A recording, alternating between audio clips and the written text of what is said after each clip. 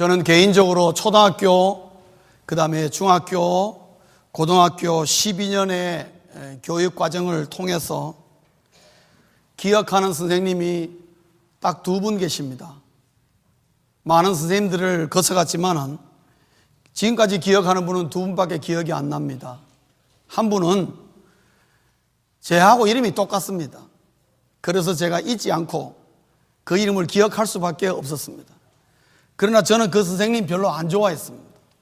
왜냐하면 애들 자꾸 때렸어. 저는 선생님 딱 싫어했습니다. 다른 한 분 선생님이 있습니다. 이 선생님은 김무인 선생님이라는 분이신데 저는 그 선생님 이름도 기억납니다. 제 고등학교 3학년 때 저희 담임 선생님이었습니다. 그리고 이분은 국어 선생님이셨습니다. 국문과를 나오셨어요. 근데 참 국어 선생님 치고는 조금 문제가 있는 것이 국어 선생님인데 말을 좀 더듬었습니다. 그래서 별로 그렇게 인기가 없었습니다.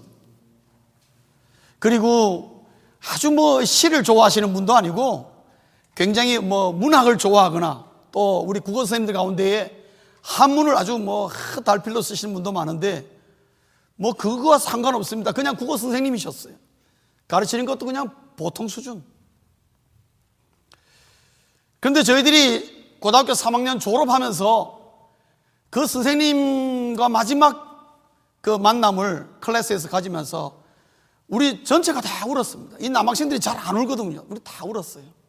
왜 그러냐면은 그 김무인 선생님의 그 사랑과 돌봄을 그분의 그 인격 앞에 우리 학생들이 굉장히 존경심을 많이 표했어요. 정말 인격이 좋으신 분이었어요. 저 자신도 어릴 때 그 선생님 보면서 그렇지, 선생님이라면 저래야지. 여러분 아이들이라고 해서 선생님이 이래 하는 거 모르겠습니까? 예, 선생님들 교실 밖에 나가가지고 애들 자습시켜놓고 교실 밖에 나가서 자기 담배 한 대 꽂아놓고 학생들에게는 담배 피지 말라고 막 때리고, 저는 그게 고등학교 때 정말 모순이라고 그랬습니다. 애들 보고 담배 피지 마라 그러면 자기도 담배 피리 맞아야지. 자기는 애들 자습시켜놓고 나가서 담배 피고 들어오면서 애들 담배 피면 피도 안 말라는 게 담배 핀다고 때리고, 저는 그게 굉장히 모순이라고 생각했습니다. 선생님들 가운데에 술이 들깨가지고 말입니다. 그 아침에 수업 들어오는데 술 냄새 펄펄 풍기게 들어와서 클래스 하시는 그런 선생님도 계셨습니다. 그런데 이 선생님은 전혀, 너무나 성실할 뿐만 아니라 우리 아이들을 한 명 하면 공부를 잘하나 못하나 상관없이 똑같은 사람으로 1년 내내 얼마나 잘 진학과정이나 모든 걸 잘 보살펴주는지 아이들이 다 감동했습니다. 그분의 인격에 감동했습니다.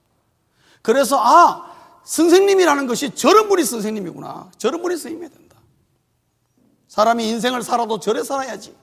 그 표상이 되고 그게 사표가 되었습니다. 제가 이 말씀을 준비하면서 그 선생님을 생각하니까 그런 선생님 만나보기 어렵구나. 이제는 지금쯤 어쩌면 세상 떠나셨는지 모르죠. 제가 목회를 하면서도 목사로서, 그분은 선생님으로서 그렇지만 목사로서 저런 목사가 되지 않느냐, 사표가 될 만한 그런 생각을 품습니다만은 저는 그 선생님을 아직 잘 못 따라가는 것 같아요. 그런데 그 선생님 우리가 나중에 알았지만은 어느 교회, 유명한 교회에 안수 집사님이셨어요. 안수 집사님인데 그렇게 정말 잘하고 우리 학생들이 정말 존경했습니다. 그러니까 지금까지도 그 이름이 기억나는 거예요. 기억난다는 것은요, 알게 모르게 그분의 영향력을 많이 받았다는 얘기입니다. 그렇죠 여러분? 제가 많이 받았어요. 사랑하는 성도님 여러분, 여러분 다 예수 믿는 사람들이죠. 맞습니까?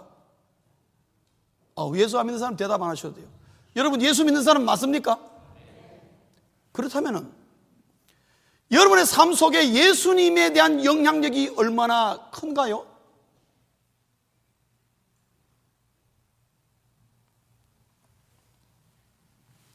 시시때때로 예수님의 모습을 생각하며, 맞아, 내가 이 땅에 살면서 어떻게 하면 저 예수님처럼 살 수 없을까? 여러분 그렇게 생각하며 사십니까? 그렇지 못하다면은 제가 알고 있는 김무인 선생님 받아도 영향력을 못 미치는 예수님 아니겠습니까? 오늘 이 골로새 1장 21절부터 23절을 통해서 바울이 말하고자 하는 포인트는 거기에 있습니다. 그 전까지 지난주일까지 우리가 예수님 알아가기 했는데 2주간 동안에 예수님은요 굉장히 폭넓은 예수님이었어요. 우주적이고 전체적인 그런 가운데에서 우리가 예수님을 알아봤습니다. 오늘 이 본문부터 마지막 1장 29절까지는 예수님과 나와의 관계를 말하고 있습니다. 그 예수님이, 그 놀라운 예수님이 나와 무슨 관계가 있으며 그 예수님이 나의 삶에 어떤 임팩트, 영향을 주고 있는가, 또 이러한 영향을 받아야 되는가. 왜냐하면 예수 믿는 사람이 예수님의 영향을 못 받고 있다면 그 사람은 예수 믿는 사람 아니죠. 예수님을 존경하는 사람이 아니죠. 예수님을 따라가는 사람이 아니죠. 예수님의 제자라고는 더더구나 말할 수 없지요. 그리스도인이라 부르기에 합당하지 않죠.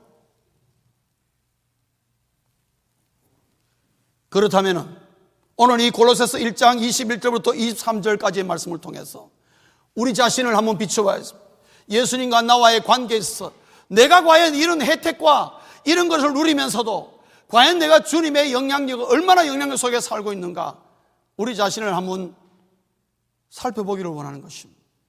오늘 골로새서 1장 21절에서 23절을 통해서 바울은 골로새 교인들에게 예수님과 당신들과의 관계는 이렇습니다. 그리고 당신들에게 예수님이란 분은 이런 영향력과 이러한 혜택과 이러한 은혜가 주어졌습니다. 그렇다면 여러분은 어떻게 살아야 되겠습니까? 그 말을 하고 있습니다. 여러분, 오늘 이 본문은 우리에게 주님은 내게 무엇인가? 주님은 내게 어떤 분인가? 주님은 나에게 어떤 은혜를 베푸셨는가? 예수님은 과연 나에게 어떠한 존재인가? 라는 것을 세 가지로 설명해 주고 있습니다. 그 첫째는요, 예수님 때문에 나는 죽었다가 살았다니. 맞습니까? 예수님 때문에 나는 죽었다가 살았다니. 예수님 때문에 예수님이 안 했으면 나는 죽었다 라는 생각을 여러분 갖고 있어야 돼요. 예수 믿는 사람은. 내가 예수님 때문에 죽었다가 살았다라고 생각하는 분은요, 예수님을 언제나 나 인생의 구원자로 생각합니다. 맞습니까? 여러분, 사람과의 관계에서도 내가 강물에 빠져 죽을 뻔했는데 어떤 사람이 와서 나를 그것부터 건져줬습니다. 여러분, 평생도록 그 사람 감사하게 생각하겠습니까? 안 하겠습니까? 하죠. 생명의 은인인데. 여러분 어떻습니까? 여러분 예수님을 생명의 은인으로 생각하십니까? 그게 구원자라는 말입니다, 여러분. 뭐 달리 구원자입니까? 여러분이 만약에 예수를 정말 믿는 사람이고 우리가 정말 그리스도인이라면요, 예수님이 이름만 나와도 저분은 내 생명의 은인이라고 생각할 줄 알아야 돼요. 바울은 그 얘기를 하는 것이죠. 그래서 예수님으로 말미암아 나는 죽었다가 살았다. 왜냐? 우리 이전의 삶을 보라는 거죠. 21절에 그 말을 얘기하고 있습니다. 21절은 우리에게 두 가지로 딱 얘기합니다. 예수를 만나기 이전의 삶은 어땠느냐? 마음으로 하나님과 원수가 되었다는 것이죠. 마음으로 하나님과 원수가 되었기 때문에 그 결과로 하나님을 멀리 떠나 하나님과 분리가 되어서 그 결과가 뭐냐? 악한 행실을 행하고 살았다 이 말이에요. 여러분, 이 세상은 모든 것을 통틀어도 하나님을 향하여 적대적인 사고방식을 갖고 있습니다. 사상도 하나님을 부인하고요, 오늘날 우리 이 일상에 우리 삶에 굉장히 팽배해 있는 개인주의도 사실은 하나님을 부인하는 것입니다. 개인주의의 핵심은 뭡니까? 나 혼자도 잘 살 수 있다는 거 아니에요? 내 간섭하지 마라. 그래서 개인주의로 말미암아 내가 외롭고 고독하고 그로 말미암아 우울증도 걸리고 자살에 이르면서도 하나님을 인정하지 않습니다, 여러분. 그렇지 않습니까? 과학지상주의에 빠진 사람은요, 문명의 이기 발달과 그리고 수입이 늘므로 말미암아 나에게 주어진 이 윤택한 삶, 이것을 자랑하면서 하나님 없이도 우리가 이렇게 잘 살고 우리의 이성과 우리의 지식 가지고 얼마든지 이 세상을 발달하며 멋있게 만들어 나가고 있지 않느냐, 그렇게 얘기하지만은 뒤집으면요, 아무리 화려한 거리랄지라도 골목 하나만 지나가면요, 형편없는 골목들을 발견할 수 있는 것처럼 이성의 탁월함을 찬양하고 진화론을 찬양하고 우리는 하나님이라는 신이라는 존재가 없이 우리 자신이 태어났으며 자신의 노력으로 자신의 힘으로 이 세상은 돌아간다고 그렇게 주장하는 모든 이성주의적인 사람들의 그 뒷면은요, 악으로 가득한 것입니다. 그런 적대적 사고방식 속에 오늘날 수많은 사람들이 학교에서 교육을 받고요, 삶 속에서 철저하게 그것을 깨닫는 것입니다. 그래서 악한 행실이 많습니다. 그래서 하나님을 믿는다 그러면요, 업신여기고 복음을 전하면은 참 불쌍하게 여기고 예수 십자가의 구원 말도 안 되는 자를 멸시하고, 그리고 좀 예수 잘 믿으며 성도의 삶을 제대로 살려고 그러면은 아주 미련하게 보는 것입니다. 어떻게 예수를 믿어가지고 저렇게 살게 되었냐. 오늘같이 좋은 날 좀 해변 가고 저기 좀 놀러 가지 말이지, 정장해가지고 왜 교회 와서 저렇게 앉아있나. 예수 모르는 사람들 그래 말하지 않겠습니까? 그러나 여러분, 적대적인 사고방식과 적대적인 행동으로 살며 하나님과 분리되어 있는 한, 성경은 우리에게 말하기를 하나님과 분리된 모든 인생의 결과는 뭐냐? 사망이다. 사망이다. 그렇기 때문에 예수 그리스도는 모든 인생에게 필요한 것입니다. 왜냐? 예수 그리스도가 아니면 죽었다가 살 수가 없어요.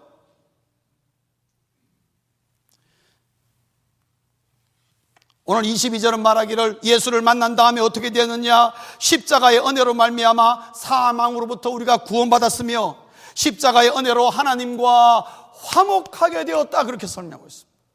사랑하는 성도님 여러분, 여러분이 인생을 사시면서 다른 걸 모르겠습니다만은 하나님과 화목하지 않으면 여러분의 인생 실패합니다. 우리 인생 아무리 이 땅에서 뭐든 상관없습니다. 실패한 인생입니다. 여러분 그렇게 생각하십니까? 예. 십자가의 은혜로 말미암아 하나님과 연결되게 하고 하나님과 화목하게 된 것도 너무 감사한데, 예수 그리스도로 말미암아 십자가의 보혈로 하나님과 연결되고 난 다음에 보니까 내 인생이 이 땅에서의 삶이 끝이 아니고 영원한 생명을 주시더라는 거죠. 깜짝 놀랄 은혜인 것입니다. 그게 뭐냐? 죽었다가 살았다는 말의 구체적인 의미인 것입니다.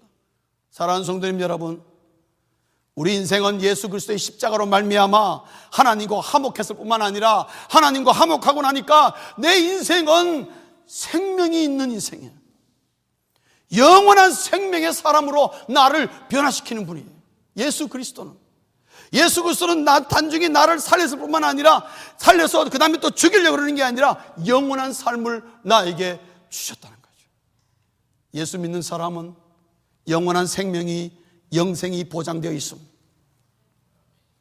두 번째로, 예수님이 내게 무엇인가, 어떤 분이신가? 예수님 때문에 말이죠, 내 인생의 기초가 바뀌었다는 거죠. 내 인생의 기초가 달라졌다는 거죠. 사랑하는 성도님 여러분, 이 세상의 삶의 기초가 뭡니까? 제가 오래전에도 한번 말씀드린 적이 있습니다.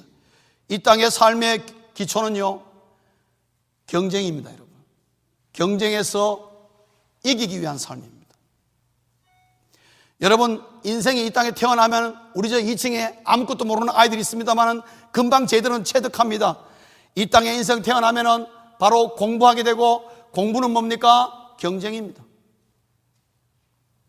공부 못하면 어떻게 됩니까? 좋은 대학 못 갑니다. 미국도 똑같습니다, 여러분. 전 세계가 똑같습니다. 취직이요, 경쟁입니다. 직장에 따라서 진급 경쟁입니다. 사업 경쟁입니다, 여러분. 치열한 경쟁입니다. 정치 경쟁입니다, 여러분. 그러면 경쟁이 뭐냐면 반드시 거기는 패배자가 나오게 돼 있어요. 왜냐? 내가 이기려면 저 사람이 져야 돼. 그 논리입니다, 여러분. 모든 공부와 취직과 진급과 사업과 정치가 전부 다 경쟁의 논리 속에 움직이고 있습니다. 여러분, 스포츠도 철저하게 경쟁의 논리입니다. 야구 게임 한다? 뭐 때문에 야구 게임 합니까? 선수들에게 물어보십시오.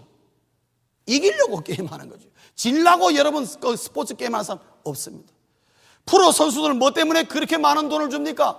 경기에서 이겨달라고. 왜? 이기는 자의 그 쾌감과 즐거움이 있고, 지면 어떻게 해요? 이를 갈죠. 다음에 반드시 이기리라. 그래서 끝없는 경쟁 속으로 몰아넣습니다. 그래서 여러분, 이 땅에 머리 나쁘고 꾀가 없는 사람은 언제나 패배자로 살 수밖에 없는 그런 구조를 갖고 있습니다, 여러분. 그래서 언제든지 이 땅에는 힘 있는 자, 승리하고 이긴 자가 큰 소리치게 돼 있고요, 지고 패배하고 아무것도 가지없고 머리 나쁘고 꾀 없는 자는요, 아무 소리 못하고 희생하게 되어 있는 것이 이 세상의 삶의 기초입니다.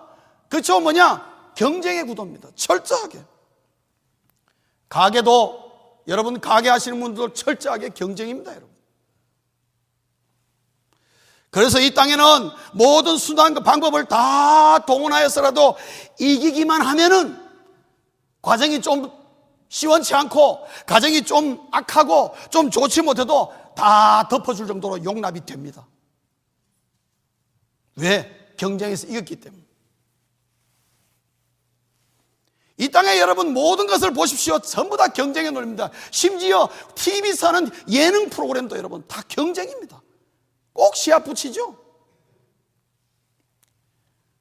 영화도 경쟁이고요, 드라마도 경쟁이고요, 우리 손에 잡혀있는, 우리 눈에 보이는 모든 삶의 구도가 전부 다 경쟁으로 잡혀 있습니다. 우리는 여기에 수십 년 동안 젖어 있습니다. 그래서 여러분, 교회 문 밖에만 딱 나가면 그때부터 경쟁 구도로 들어서입니다. 네가 죽어야 내가 살고, 저 집이 망해야 내가 흥한다는 생각을 갖고 있습니다. 그러나 예수님께서 이 땅에 오셔서 예수 십자가의 보혈로 말미암아 우리를 구원하시고 난 다음에 우리에게 무엇을 가르쳐줬느냐? 인생은 화목이 기초가 되어야 된다. 인생이라는 것은 화목이 기초가 되어야 그 인생이 인생다워진다는 거죠. 경쟁의 구도로 가는 한 인생은 피 마르는 사람밖에 없어.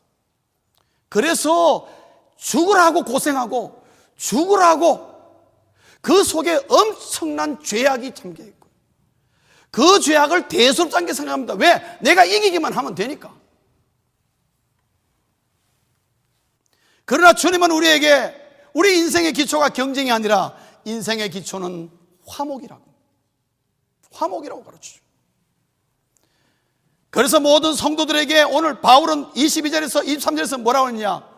예수님처럼 화목의 사람으로 변화되어야 된다.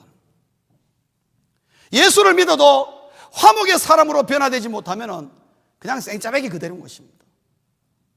예수 믿는 그리스도인들이 갈등하는 건 바로 거기입니다. 사랑하는 성도님 여러분, 우리가 분명히 알아야 될 것은 우리 인생의 기초가 예수 때문에 달라졌는데 뭐냐? 경쟁의 구도에서 화목의 구도로 변화되는 것입니다. 그래서 내가 예수를 믿어서 화목의 구도로 바뀌었는데 경쟁 구도에 그대로 살려면 계속해서 여러분 예수 믿는 것이 여러분의 삶의 마음으로 부닥기게 되어 있습니다. 왜? 거스르는 거기 때문에. 그래서 예수 믿는 사람이 갈등하는 것입니다. 바울은 얘기하기를, 그러면 성도가 화목의 사람으로 살기 위하여 뭘 어떻게 해야 되느냐? 한마디로 딱 줄여서 얘기하기를, 거룩하고 흠없고 책망받을 것이 없는 자로. 오늘 본문에 그 말하고 있습니다. 거룩하고 흠없고 책망받을 것이 없는 자로 사는 것, 이게 바로 화목의 사람의 모습이다. 그런데요, 많은 성도님들이 거룩하고 흠없고 책망받을 것이 없다 그러면요, 기부터 팍 죽어요. 야, 어떻게 이렇게 사냐? 그런데 여러분, 이 단어를 하나하나 가만 뜯어놓고 보면요, 그렇지 않습니다. 여러분, 거룩하고, 거룩이란 건 뭡니까? 구별된 삶입니다. 예수 안 믿는 사람과 예수 믿는 사람이 구별이 돼야 됩니까? 안 돼야 됩니까? 돼야죠. 예수 믿는 사람은 뭐를 기준으로 삼습니까? 하나님의 말씀을 기준으로 삼고 하나님의 말씀대로 살려고 하는 사람이 예수 믿는 사람입니다. 그러면 예수 믿는 사람이 하나님의 말씀대로 살려고 하는데 하나님 말씀 무시하고 자기 마음대로 사는 사람하고 똑같아서야 되겠습니까? 분명히 다르죠. 그게 구별입니다. 이미 우리가 다 알고 있습니다. 또 우리 많은 성도님들이 그렇게 살려고 힘쓰고 애쓰고 있습니다. 그렇기 때문에 저 사람은 예수를 믿는다는데 우리와 사는 모습이 다르다, 이런 말을 더 듣게 되는 것이죠. 그 다음에 여러분, 흠없고라는 말, 흠없는 말은요 완벽하다는 뜻이 아닙니다. 이것은 구약의 제사에서 나오는 것입니다. 구약의 제사법이 어떻습니까? 흠없고 1년 된 수량을 하나님 앞에 제사물로 가져오게 되었어요. 얼룩얼룩한 양을 가져오면 안 돼요. 하얀 완전 순백색으로 1년 된 수량을 가져오게 된 거예요. 그걸 제물로 드렸어요. 그게 흠없는 양이에요. 흠없는 제물이란 말이죠. 그러면 그 제물은 뭡니까? 희생양입니다. 그렇지요? 여기서 힘없고 이 말은 뭐냐 하면은 주를 위하여 희생할 줄 아는 삶이에요. 사랑하는 성도님 여러분, 우리가 교회 생활하고 신앙생활 하다 보면요 주를 위하여 희생하는 거 많습니다. 이미 우리는 그런 거 경험하며 살고 있습니다. 물론 사람 따라 차이가 있겠지만 예수님 때문에 내가 뭔가를 희생할 줄 아는 거, 그게 흠없고 그 말입니다. 그 다음에 책망할 것이 없는 자는 뭐냐면 아주 이거는 사회적인 얘기입니다. 세상 사람들에게 고소나 비난의 대상이 되지 말라 이 말입니다. 세상 사람들에게 원망받을 일 만들지 말라 이 말입니다. 그러려 보면 어떻게 됩니까? 화목하게 되는 거죠. 그래서 거룩하고 흠없고 책망받을 것이 없는 자로 우리가 살려고 노력하다 보면은 나도 모르게 뭐가 된다고요? 화목의 사람이 되는 거예요. 바울은 지금 그 말을 해주고 있습니다. 그러나 세상 사람들은 그렇게 얘기 안 하죠. 그렇게 살면요 참 미련하고 바보처럼 산다고 합니다. 왜냐하면요 흠없고라는 부분이 우리에게 자존심을 상할 때가 많아요. 뻔히 저건 잘못된 줄 알지만 내가 꾹 참고 넘어가고 희생당하고 넘어갈 때가 있다고. 저걸 내가 가만두면 안 되겠는데 하는 생각이 들지만 넘어가는 것입니다. 여러분. 그게 뭐예요? 흠없고 때문에. 흠없고. 예수님 때문에 희생할 줄 아는 거죠. 그런 걸 보고 세상 사람들은 예수 믿는 사람 참 미련하고 바보처럼 산다.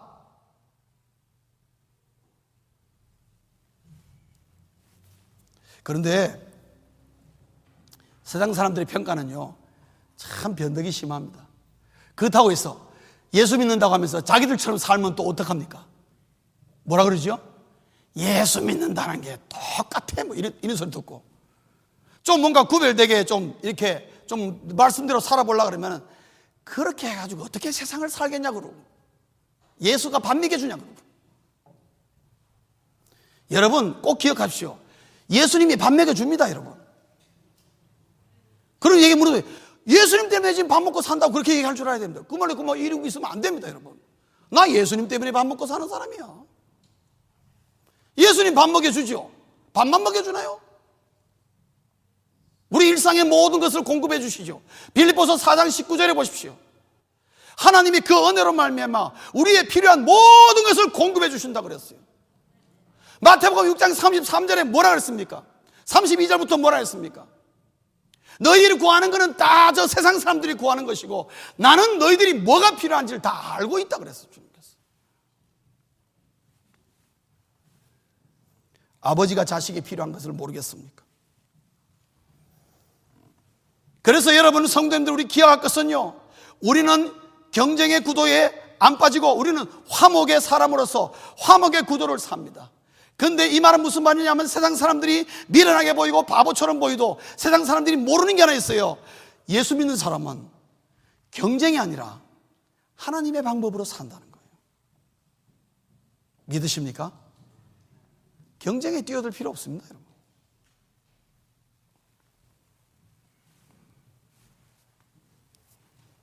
여러분 왜 경쟁하느냐? 먹을 수 있는 피자가 하나밖에 없기 때문에 하나 가지고 10명이 나눠 먹으니까 싸우게 되는 거, 경쟁하게 되는 것입니다. 그게 띄어지지 말아야 해요. 왜냐? 그 사람들은 자기들끼리 먹고 놔두고 우리는 하나님을 바라보면 하나님이 어떻게 해요? 다른 피자를 준다 이 말이에요. 아멘이십니까? 그걸 우리가 믿음으로 갖고 있어야죠. 그게 믿음 아닙니까?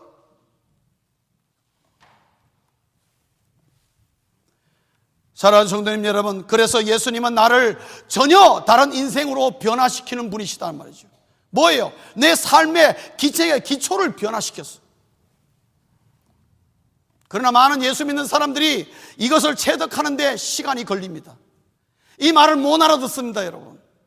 한참 신앙생활 하고 난 다음에 그 말이었구나.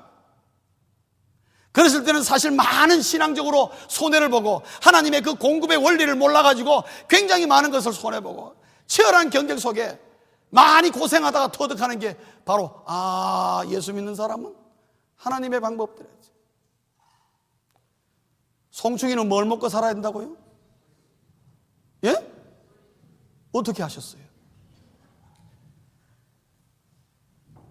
여러분, 그리스도인은 하나님으로 사는 것입니다. 세상의 경쟁으로 사는 게 아니에요. 이거를 우리가 몸으로 체득할 줄 알아야 돼요. 내가 하나님의 경쟁이 아니라 내가 여기서 경쟁하는 게 아니라 하나님이 주시는 내가 그 공급의 은혜로 살기를 원합니다 하고 나아갈 때에 하나님이 나에게 공급하시는 그 은혜와 그것을 삶 속에서 경험할 때에 이거구나, 이거. 그렇게 돼야 되는 것입니다. 분명한 것은 예수 믿는 순간에 예수님은 우리에게 경쟁의 구도인 그 기초를 빼버리고 거기다가 화목의 기초를 집어넣었다 이 말이에요. 그런데 그것을 거슬려 살려니까 더 힘든 거죠, 여러분. 세 번째로, 예수님은 내게 무엇인가, 어떤 분이신가, 어떤 은혜를 주셨는가. 예수님 때문에 인생을 길게 보는 안목을 키워주게 된다. 인생을 길게 보는 안목을 우리가 배우게 되는 것입니다. 터득하게 되는 것입니다. 제가 지난 주간에 요즘 우리 중고등부 전도사님이 없기 때문에 중고등부에 제가 신경을 좀 씁니다. 하다가 우리 교육 목사님하고 잠깐 대화하면서 요즘 청소년들이 중고등학생들이 요즘 무슨 생각으로 사는지, 그러다가 연애 얘기가 나왔어요. 연애에서 중고등학생들이 연애한다는 거죠. 여러분 자녀들 다 연애합니다. 우리 애들을 말하는 게 천만의 말씀. 그는 부모가 완전히 쏟고 있는 거예요. 중고등학생들이 요즘 연애를 하는데, 학교에서 연애를 하는데요, 얼마 동안 하시는 줄 아십니까? 한 남자와 한 여자가, 학생들이 둘이 눈이 맞아가지고 둘이 연애하는 기간이 길어야 2개월이에요. 그럼 보통 어떡하냐? 많은 경우에 2주면 끝난대요. 좋다고 만났다가 2주 지나면 빠이빠이 헤어지는 거죠. 그리고 또 다른 보이프렌드나 다른 걸프렌드 찾고 이런다는 거죠. 2주, 석주, 한 달 가는 거예요. 그러니까 얘들이 요즘은 청소년들이 만나가지고 데이트하면서 100일을 못 채운다니까요. 100일을. 그러니까 요즘 청소년들에게 100일이라는 거 없어요. 그건 어른들에게나 있는 거지.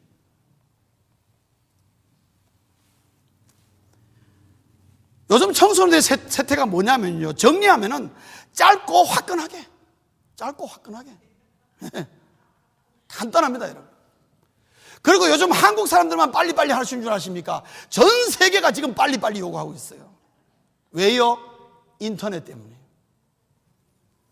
여러분, 인터넷이 이 시대의 흐름을 말하고 있는데 세계의 모든 정보가 1시간 안에 다 전 세계가 알도록 되어 있습니다, 여러분. 얼마나 놀랍습니까? 옛날 같으면 한 달이 지나도 모를 내용을 지금은 1시간 내에 싹 다 알게 있습니다, 여러분. 얼마나 보는 안목이 짧고. 그래서 여러분, 우리 요즘 청소년들이 모든 게 짧습니다, 여러분. 공부하는 집중력도 짧고 뭐든지 짧습니다. 그래서 우리의 청소년들 가지고 제가 옛날 생각하고 길게 잡으면 잡을수록 걔들은 지루하고 하품나고 잔소리라고 생각하는 것입니다. 그래서 요즘 우리 청소년들을 훈계할 때도 짧고 화끈하게 해줘야 돼요. 짧고 화끈하게. 그만큼 이 시대가 안목이 짧다 이 말입니다. 그러고 보니까 제가 생각하니까 요즘 우리 아이돌 음악, K-팝의 K-팝에 여러분 아이돌 음악이 많이 하는데요, 아이돌 음악이 요즘 나와가지고 길게 가봐야 2개월이야 2개월. 2개월 지나면은 그 다음에 아무도 그 노래 안 불러. 지나간 노래가 되는 거예요. 그러나 여러분, 이미자 씨가 부른 동백 아가씨는 지금까지 불려지고 있습니다. 50년이 지나도 불려지고 있습니다. 시대가 얼마나 달라졌는가를 말하는 것이죠. 짧다 이 말이에요. 아이들이 음악과 노래를 좋아하는 그 타이밍도 굉장히 짧아졌다는 것입니다. 그래서 옛날 말처럼 뭐 골든 디스크다, 뭐 이게 100만 장 팔렸다, 50만 장 팔렸다, 이런 거는 이제는 엄두를 못 내는 것입니다. 왜? 너무 기간이 짧기 때문에. 시대가 이렇습니다. 이 청소년들이 앞으로 20년 후에, 30년 후에 이 세대를 이끌어 나갈 때 그들의 그 보는 안목이 어떻겠습니까? 얼마나 짧습니까? 우리하고는 비교가 안 됩니다, 여러분. 근데 바울은 오늘 23절에서 예수님 때문에 우리 인생을 길게, 예수 믿는 사람이 가지고지는 주님의 은혜는 뭐냐? 인생을 길게 보는 안목이 생긴다는 거죠. 여러분 23절 상반절 우리 한번 읽어보겠습니다. 여러분 성경을 찾으셔서, 다 덮었습니까? 찾으셔서 우리가 한 음성으로 23절 상반절 한번 읽어보겠습니다. 준비되셨습니까? 우리 다 같이 읽겠습니다. 시작. 만일 너희가 믿음에 거하고 터 위에 굳게 서서 너희 들은 바 복음의 소망에서 흔들리지 아니하면 그리하리라. 이 말씀의 요지가 뭘까요? 이 말씀의 요지는요, 흔들리지 않는 믿음을 가지라는 거죠. 흔들리지 않는 믿음을 가지라. 그런데 여기 서술하는 내용을 가만히 보면은 흔들리지 않는 믿음, 즉 견고한 믿음을 가지기까지는 상당한 시간이 필요하다는 걸 말하고 있어요. 왜? 믿음에 거한다는 것이 필요하고요, 그 다음에 그 위에 굳게 세워지는 과정이 필요하고, 그래야 시간이 지나야 그것이 어떻게 해요? 굳어서 견고하게 되는 거죠. 그 과정을 설명하는데 이게 한순간에 바닥닥 하고 되는 게 아니에요. 시간이 많이 걸린다 이 말이에요. 그리고 이러한 믿음에 이 세워지는 이 과정은 오늘 본문에서 얘기하듯이 복음의 소망, 이 말은 뭡니까? 천국의 소망이 없으면은 견고한 믿음이 안 생긴다 이 말이죠. 여러분, 천국의 소망이라는 것은 멀리 보는 안목입니다, 여러분. 그렇죠? 장차 내가 갈 세상을 바라보는 거죠. 길게 보는 안목입니다. 그래서 천국을 바라보며 사는 사람은 안목이 길 수밖에 없습니다. 왜? 오늘 나의 삶이 저 뒤에 어떤 영향을 미치는가를 생각을 하며 살기 때문에. 이것이 누구에게서 온 것이냐? 예수로 말미암아 우리에게 주어진 은혜라는 거죠. 그렇기 때문에 천국의 소망이 있으면은 안목을 길게 보면서 화목의 사람으로 살려고 힘쓰게 된다는 겁니다. 정리하겠습니다. 예수님은 나를 살리시고 삶의 기초를 변화시켜서 영혼을 바라보는 안목을 주시는 분이라는 거죠. 이 예수님은 우리 인생에 지금부터 시작하여 영혼까지 지대한 영향을 미치고 우리 인생의 생사를 가늠하고 우리 인생의 방향과 우리 인생이 나아가야 될 궁극적인 목적까지도 영향을 미치는 절대적인 주님이라 이 말입니다. 그래서 이 예수님이 나에게 이러한 예수님으로 살아있느냐 하는 것이 숙제인 것입니다. 이것을 한마디로 정리하여서 말씀의 결론적으로는 예수님과 함께 나에게 주어진 구원을 완성하는 자가 되라. 바울은 우리에게 그런 부탁을 하고 있습니다. 성도가 이 땅에 살면서 추구해야 되는 삶의 모습은 뭐냐? 나에게 주어진 이 주님으로 말미암아 주어진 이 놀라운 은혜의 구원을 완성하는 자로 살아라. 그러나 오늘의 많은 그리스도인들은 중간지대에 사는 자가 많습니다. 예수 믿어서 천국 가면 됐지, 뭐 이 땅에서 뭐 견고한 믿음, 뭐 상황 따라 이렇게 살 수도 있고 저렇게 살 수 있는 것인지, 적당하게 생각하면서 중간지대에 사는 그리스도인들이 많습니다. 그 말은 뭐냐? 구원의 믿음이 흔들린다는 거예요. 견고한 믿음이 안 생긴다는 것입니다. 견고해야 할 수가 없다 이 말이죠. 왜? 그 믿음이 이리 왔다 저리 왔다 상황에 따라 움직이니까. 그거는 흔들리는 믿음이라는 것입니다. 바울이 말하는 것은 그렇게 해서는 안 된다. 그것은 우리의 구원의 은혜를 잘 몰라서 그런 것이다. 예수님과의 관계가 내가 어떤 관계인지, 예수님이 나를 위하여 무엇을 하는지 잘 몰라서 그런 것이다. 골로새 교인들에게 오늘 그 내용을 가르쳐 주면서 우리에게 주어진 이 구원이 너무나 놀라운 것이므로 이 구원을 완성하는 삶을 살아라. 이 구원의 완성을 지향하며 사는 자를 오늘 바울은 말하기를 복음의 일꾼이라. 복음의 일꾼은 어떤 삶이냐? 예수님 때문에 거룩하고 흠없고 책망받을 것이 없는 자로 살려고 힘쓰고 애쓰는 자를 복음의 일꾼이라. 바울도 거기에 자신도 거기에 포함시키면서 나도 복음의 일꾼이다.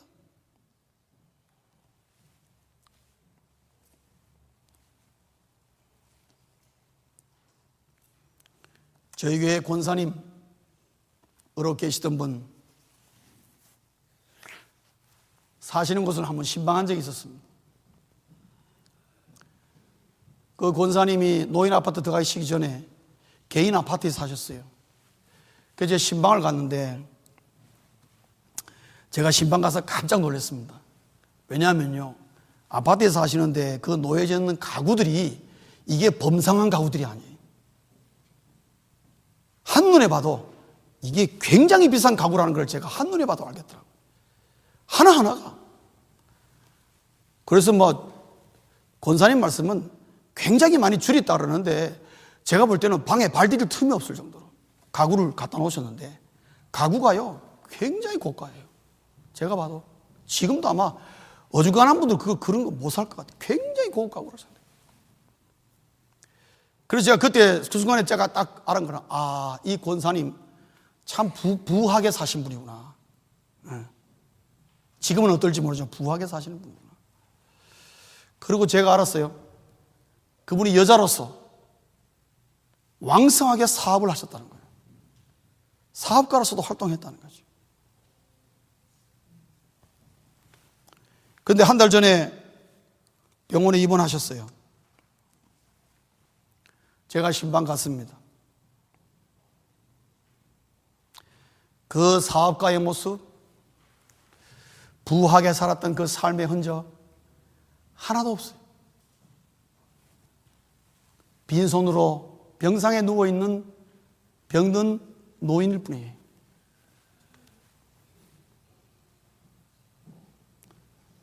그 권사님이 옛날에 사업하고 옛날에 부하게 살은 거 아무도 기억해 주지 않습니다. 알게 뭐예요.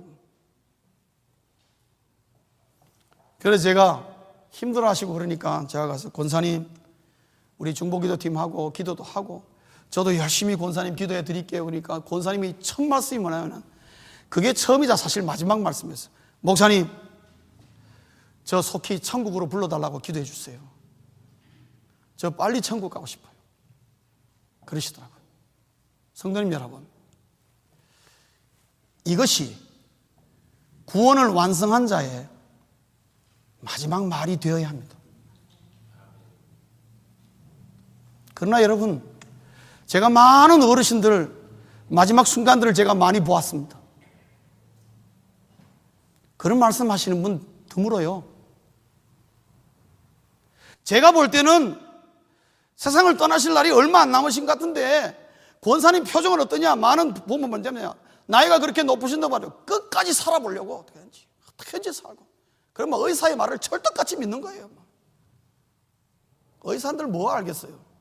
아는 데까지밖에 모르는 것입니다.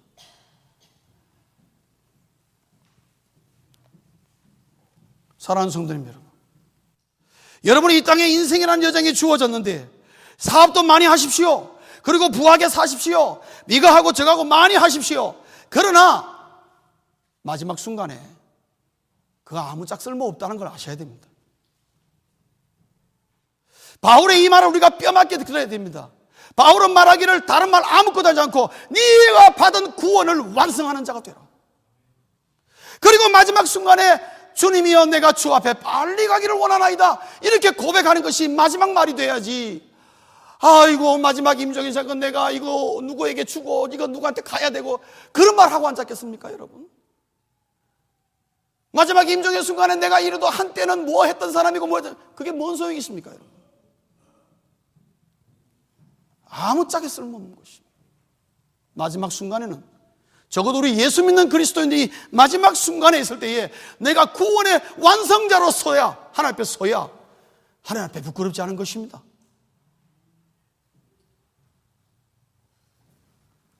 주님이 우리에게 주신 은혜가 이것뿐이겠습니까? 너무너무 많은데 우리의 삶 속에 주님의 영향력은요 너무나 미미할 때가 많아요. 왜? 우리의 삶이 아직도 경쟁 구도에 쌓여서 너무나 시달리고 스트레스 속에 들어가 있어가지고 도대체 주님이 주신 은혜를 누리려고 생각조차도 안 하고 살 때가 많다 이 말이죠. 사랑하는 성도님 여러분, 예수님과 함께 내 구원을 완성하는 자가, 이것이 내 인생의 목표가 되고 다른 것은 다 수단이요 하나의 방법은 될지 모르지만 궁극적으로는 이것이 모든 것이 합쳐서 주여 내가 주 앞에 이 세상의 삶을 미련 없이 내가 주 앞에 속히 가기를 원하나이다, 이 말을 하면서 주님 앞에 서시는, 그것을 지금부터 준비하시는 구원의 완성을 이루는 성도님들 될 수 있기를 주의 이름으로 축원합니다. 기도하시겠습니다.